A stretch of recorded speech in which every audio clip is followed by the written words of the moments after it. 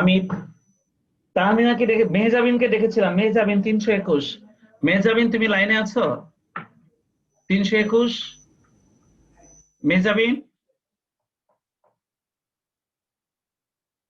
মেহজাবিন নেই, তাহলে ওর 5 নাম্বার কেটে দিলাম। এবার আসবে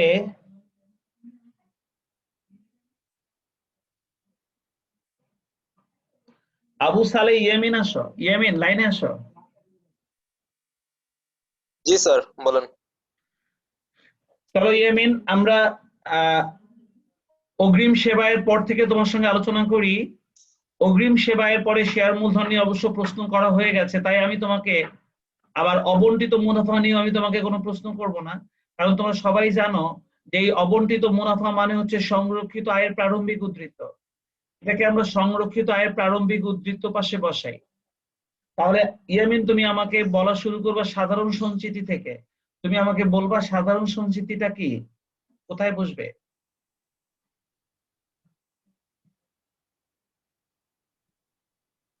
স্যার সাধারণ সঞ্চিতি কোথায় বলবেন?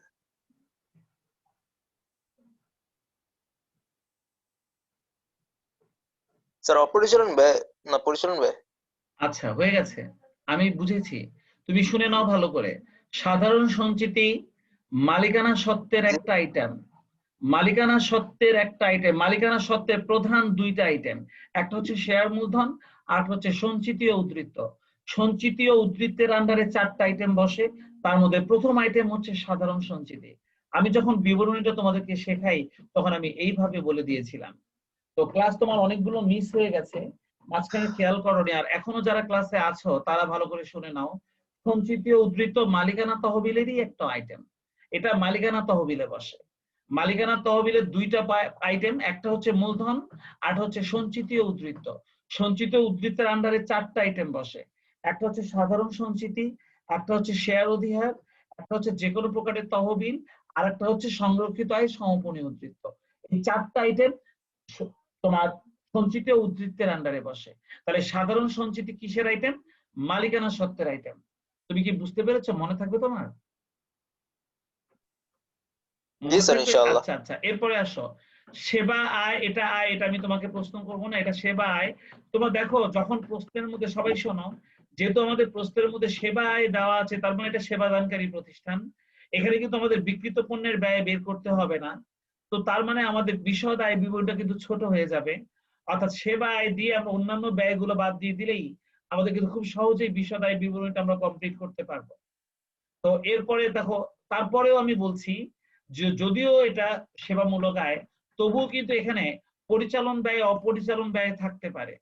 তো এই জন্য বেতন খরচ, ইয়ে বলো ইয়ামিন বলো, বেতন খরচ এটা কোথায় বসবে? এটা কি ধরনের খরচ? স্যার এটা পরিচালন ব্যয়। আর বিজ্ঞাপন খরচ, বিবিধ খরচ? স্যার এটা পরিচালন খরচ। আচ্ছা, বিজ্ঞাপন খরচ?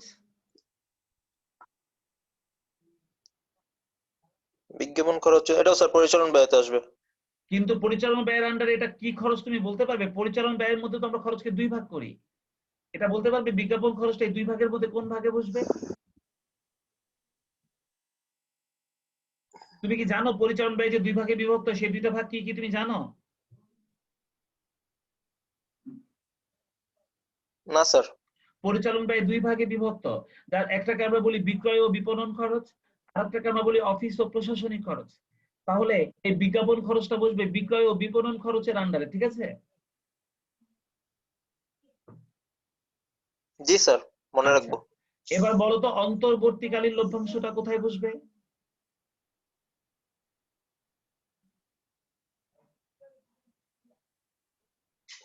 অন্তর্বর্তী লভ্যাংশ। স্যার অন্তর্বর্তীকালীন অন্তর্বর্তী লভ্যাংশ ইয়াতে বসবে সংরক্ষিত ব্যয়। সংরক্ষিত আয় বিবরণীতে এটা বাদ যাবে, তাই না? সংরক্ষিত আয় বিবরণীতে সকল প্রকার লভ্যাংশ সংরক্ষিত আয় বিবরণীতে সংরক্ষিত আয়ের প্রারম্ভিক উদ্ধৃত এবং নিট মুনাফা যোগ করার পর যে আইটেমটা হয় সেখান থেকে এটা বাদ যায়। তাই যখন আমি তোমাকে জিজ্ঞাসা করবো অন্তর্বর্তীকালীন লভ্যাংশটা কোথায় বসবে, জবাব হবে যে অন্তর্বর্তীকালীন লভ্যাংশ সংরক্ষিত আয় বিবরণীতে বাদ যায়। কি ঠিক আছে? যাই হোক, তুমি পেরেছো, এটা তুমি 4 পেয়েছো। জি স্যার, তুমি 4 পেয়েছো। ফাতেমা, ধন্যবাদ। ফাতেমা আক্তার রূপা 322, রূপা লাইনে আসো। রূপা, রূপা তুমি আছো? কি ব্যাপার, মেয়েদেরকে ডাকছি কিন্তু পাচ্ছি না, ঘটনা বুঝলাম না। ফাতেমা আক্তার নাই স্যার, রূপা, নাই। রূপা 322, তুমি কি আছো? জি স্যার আছি। এই তো, কোথায় থাকো? চলো রূপা, তোমার সঙ্গে সমন্বয় নিয়ে আলোচনা শুরু করি। এখানে টোটাল 4টা সমন্বয় আছে, তার মধ্যে একটার মধ্যে 2টা সমন্বয় আছে।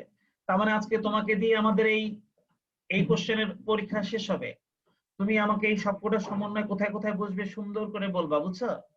তাহলে রূপা বলো তো প্রথমে, এবছর 5,000 টাকার সাপ্লাইজ ব্যবহৃত হয়েছে, এই 5,000 টাকার সাপ্লাইজ ব্যবহৃত হয়েছে, এটা কোথায় কোথায় বসবে?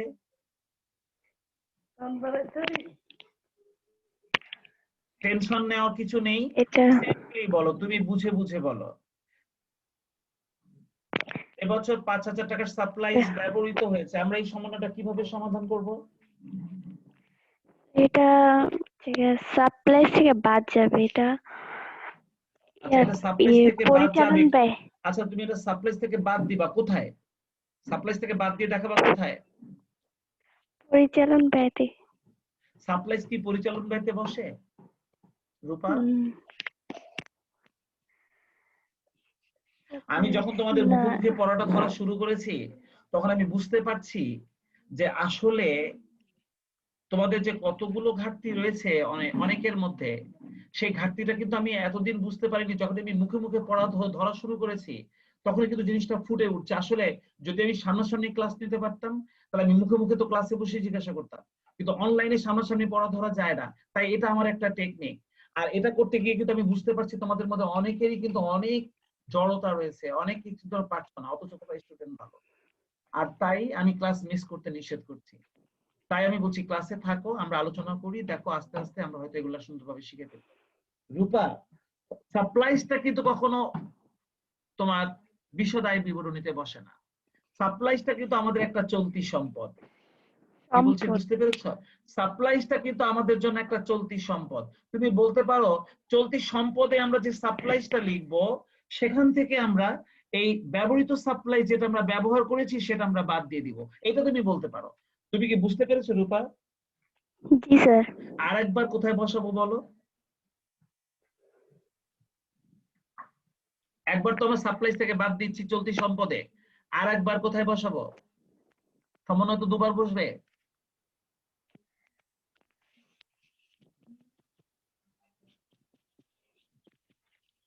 আরেকবার যে সাপ্লাইজটা আমরা ব্যবহার করে ফেলেছি 5,000, শুধু এই ব্যবহার করা সাপ্লাইজটাই পরিচালন ব্যয়ের মধ্যে বসবে, তাই না রূপা? ও জি স্যার। সাপ্লাইজ যতটুকু, তুমি টেনশন করছো কেন? আমি কি তোমাকে বকা দিব? তুমি বলো, না পারলে কি আমি তোমাকে খারাপ কথা বলবো? তুমি টেনশন করছো কেন? না স্যার। তুমি যেটা জানো তুমি সেটা আমাকে বলো, যেটা তুমি জানবে না তুমি আমাকে সরাসরি বলো, স্যার আমি কিন্তু এটা পারি না, আমি বুঝে দিব। বাট আমি প্রত্যেককেই মুখে মুখে পড়া দেবো এবং নাম্বার দেবো, এ থেকে আমি বুঝে নিব যে আসলে এই চ্যাপ্টারটার মধ্যে কার কার এখনো প্রবলেম রয়ে গেছে।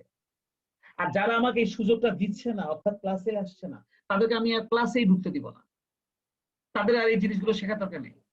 হ্যালো হ্যাঁ সাগর, কিছু বলবা? স্যার, মাঝখান দিয়ে বাইরে গেছিল তো, মনে করছে আমার একটা না সমস্যা। ঠিক আছে, আমি রূপার সঙ্গে কথা বলছিলাম। রূপা, তুমি তাহলে কি এই সমন্বয়টা বুঝছো এখন? তাহলে সাপ্লাই যেটা জি, ব্যবহৃত স্যার। হয়েছে, এই ব্যবহৃত সাপ্লাইজটাকে আমরা পরিচালন ব্যয়ের মধ্যে একবার লিখবো। আর এই ব্যবহৃত সাপ্লাইজটা যখন আমরা চলতি সম্পত্তি বসাবো সাপ্লাইজ, ওই যে সাপ্লাইজ দামে চলতি সম্পত্তি যখন 6,100 টাকা আমরা লিখবো, তখন সেখান থেকে এই ব্যবহৃত সাপ্লাইজ 5,000 টাকা বাদ দিয়ে বাকি 1,100 টাকা লিখবো চলতি সম্পত্তি পাশে। ঠিক আছে না বলো রূপা? জি স্যার।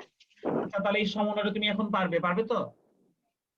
জি স্যার। আচ্ছা, এখানে খ নম্বরে 2টো সমন্বয় আছে, আমি একটা একটা করে তোমাকে জিজ্ঞাসা করি, তুমি বলবে অফিস সরঞ্জামের অবচয় 2,000 টাকা, শুধু এই সমন্বয়টা কোথায় কোথায় বসবে সুন্দর করে বলো। অফিস সরঞ্জামের So, অবচয় হ্যাঁ অফিস সরঞ্জামের অপচয় এটা স্যার পরিচালন ব্যয়তে বসবে। ভেরি গুড আর হচ্ছে আর্থিক পেমেন্টে অফিস সরঞ্জাম থেকে বাদ যাবে। ভেরি গুড, হয়ে গেছে। একটা সময় তুমি পেরে গেছো। এবার পাশেরটা, আসবাবপত্রের অবচয় 1000 টাকা ধার্য করা হয়েছে, এটা ট্রিটমেন্টটাও বলে ফেলো। স্যার এটা ওই পরিচালন ব্যয়তে বসবে অপচয়টা, আর ইয়ে আর্থিক পেমেন্টে অপচয় এই আসবাবপত্র থেকে বাদ যাবে। ভেরি গুড, তুমি এটা পেরে গেছো। এবার চলে আসো গ নম্বর সমন্বয়টা। অগ্রিম সেবা আয়ের বিপরীতে 2000 টাকার সেবা প্রদান করা হয়েছে। ভালো করে বোঝো কিন্তু সবাই। আমি জানি তোমাদের মধ্যে অনেকেই সমন্বয়টা করতে গিয়ে হয়তো ভুল করে ফেলবে। ভালো করে সবাই দেখে নাও। আর রূপাও তুমি সুন্দর করে আমাকে বুঝাই বলবে এটা কোথায় কোথায় বুঝবে। অগ্রিম সেবা আয়ের বিপরীতে 2000 টাকার সেবা প্রদান করা হয়েছে। অর্থাৎ যারা আমাদেরকে অগ্রিম টাকা দিয়ে রেখেছিল, আমাকে সেবা দেওয়ার কথা ছিল, আমি তাদের মধ্য থেকে 2000 টাকার সেবা আমি দিয়ে দিয়েছি। রূপা বলো তো এই ঘটনাটা তুমি কিভাবে বসাবে চূড়ান্ত হিসাবে, আমাকে বলো।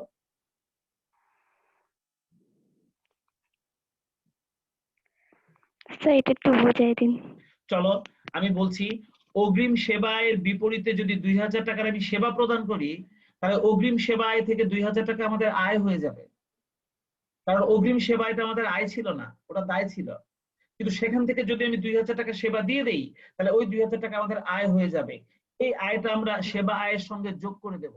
যখন আমরা শুরুতেই সেবা আয়টা লিখবো, সেই সেবা আয়ের সাথে আমি এই যে 43,000 টাকা সেবা আয় আমি শুরুতে যখন বিশদ আয় বিবরণীতে লিখবো, তখন তার সঙ্গে আমরা যোগ করে দেব অগ্রিম সেবা আয় হতে আয় 2000 টাকা। তাহলে 43,000 আর 2000 যোগ করলে হয়ে যাবে 45,000 টাকা। ঠিক আছে?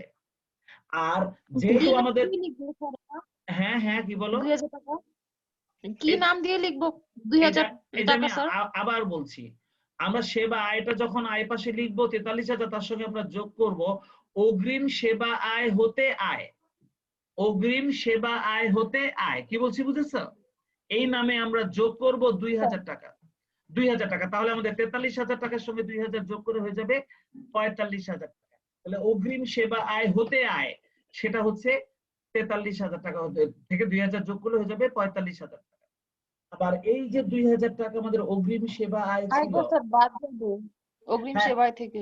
আর অগ্রিম সেবায় যখন আমরা দায় পাশে লিখবো, দেখো আমাদের দায় পাশে একটা অগ্রিম সেবা আয় ছিল 300।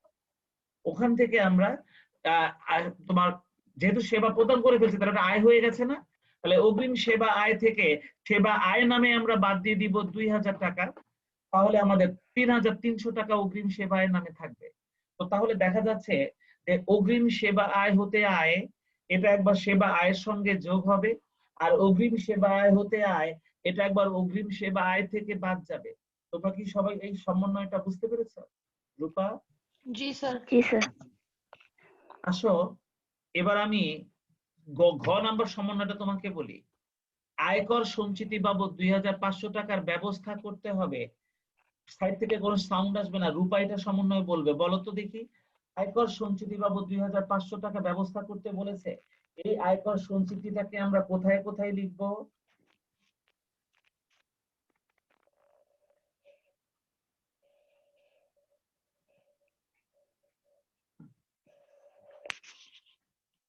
বলতে পারবে রূপা?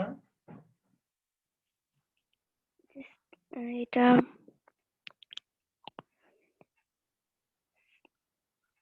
স্যার এটা একটু বলেন। আচ্ছা আমি বলছি, কিন্তু রূপা তুমি কি একটা জিনিস বুঝতে পারছো, যে এই যে যৌথ মূলধনী কোম্পানির যে আর্থিক বিবরণী, এটা কিন্তু তুমি খুব সুন্দরভাবে করতে পারছো না। তোমার কিন্তু এটা করতে গিয়ে অনেক বেঁধে যাচ্ছে, তাই না? জি স্যার।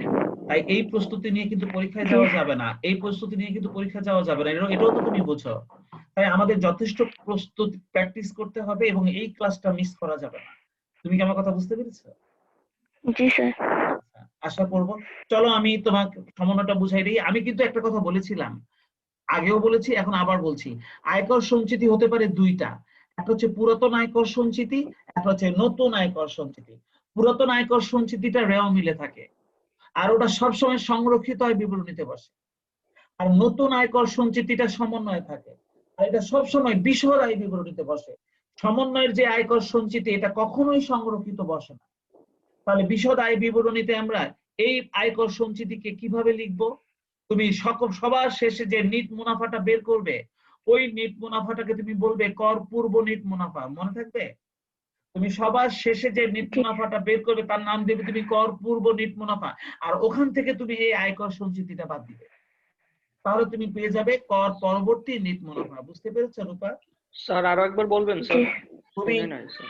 তুমি বিশদ আয় বিবরণী যখন করবে, সেটা সেবামূলক প্রতিষ্ঠানের হোক আর সেবামূলক প্রতিষ্ঠানের না হোক, তুমি যখন বিশদ আয় বিবরণী করবে, সেই বিশদ আয় বিবরণী সবার শেষে তুমি যে নিট মুনাফাটা বের করো, সেই নিট মুনাফাটাকে তুমি বলবা কর পূর্ব নিট মুনাফা। যেমন আজকে সাগর অঙ্কটা করার সময় বলেছিল, সাগর কি সব ডিলিট করে দিচ্ছে নাকি? এই দেখো সাগর অঙ্কটা করার সময় আজকে যখন আমাদের প্রশ্নের মধ্যে এই যে নিট লাভ লিখছে 46,000 টাকা, ধরো এটাই, এই নিট লাভটাকে এখন আমরা বলবো কর পূর্ব নিট লাভ। তবে তোমরা কি আমার কথা বুঝতেছো রূপা? জি স্যার। আর এখান থেকে আমরা এখন বাদ দিয়ে দিব আয়কর সঞ্চিতি ওই অ্যামাউন্টটা, তাহলে আমরা পেয়ে যাব কর পরবর্তী নিট লাভ। ক্লিয়ার? জি স্যার। জি স্যার। তার মানে বিশদ আয় বিবরণীর মধ্যে আমাদের ওই আয়কর সঞ্চিতিটা সব সময় এভাবেই বসে, সেটা সেবামূলক প্রতিষ্ঠান হোক আর সেবামূলক প্রতিষ্ঠান না হোক, সবার শেষে যে নিট লাভটা বের হয় ওটার নাম তখন আমরা লিখবো কর পূর্ব নিট লাভ। আর এখান থেকে আমরা বাদ দিয়ে দিব আয়কর সঞ্চিতি, যেটা সমন্বয়ে পড়লাম। তাহলে যে ফিগারটা চলে আসবে তাকে আমরা বলবো কর বাদ বা কর পরবর্তী নিট লাভ। তোমরা কি আমার কথা বুঝতে পেরেছো রূপা? জি স্যার। এবার আরেকবার এই আইটেমটা কোথায় বসবে? চলতি দায়ের সবার শেষে। চলতি দায়ের সবার সবার শেষে। শেষে। তাহলে চলতি দায়ের সবার শেষে আমরা এই আইটেমটা বসাবো। তো তুমি এই আয়কর সঞ্চিতি সংক্রান্ত সমন্বয়টা বুঝতে পেরেছো স্যার। রূপা? জি স্যার। আমরা সবার শেষে ঘোষিত লভ্যাংশ লিখি, বাট এই অঙ্কে তো ঘোষিত লভ্যাংশ নাই। তো যেহেতু ঘোষিত লভ্যাংশ নাই, তাই আমরা চলতি দায়ের সবার শেষে এই আয়কর সঞ্চিতিটা লিখে দিব। মুক্তা কিছু বলছিলা? স্যার আমার একটা কোশ্চেন আছে। হ্যাঁ মুক্তা বলো।